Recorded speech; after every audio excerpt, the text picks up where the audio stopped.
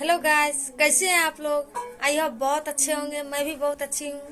और स्वागत है आप लोग को मेरी यूट्यूब चैनल मौसम यादव ऑफिशियल से।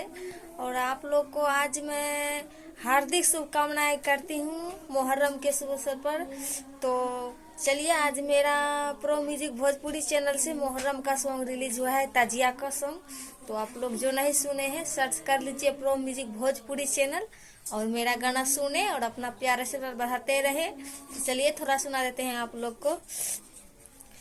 हाय अल्लाह हाय घड़ा पाछू अहड़ावा मेलो गावा के गछिया, घर पाछू अड़ावा मेलो गावा के गछिया, लोगावा चुएला साड़ी रतिया। हाय अल्लाह हाय घड़ा पाछू अहड़ावा मेलो गावा के गछिया, घर पाछू अहड़ावा में लोगावा के गछिया, लोगावा चुएला साड़ी रतियो। हाय अल्लाह हाय लोगावा बोहारी बोहारी कुड़िया लगैलो, लोगावा बोहारी बोहारी कुड़िया लगैलो, टूटी रे गेलै सिक्की के बोढ़निया।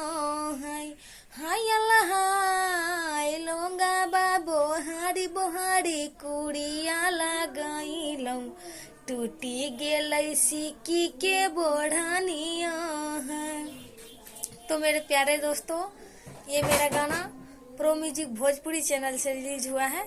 तो आप लोग जाए और 3 4 5 गो सॉन्ग है मुहर्रम का, तो आप लोग जाए सुने और अपना प्यार आशीर्वाद बढ़ाते रहे।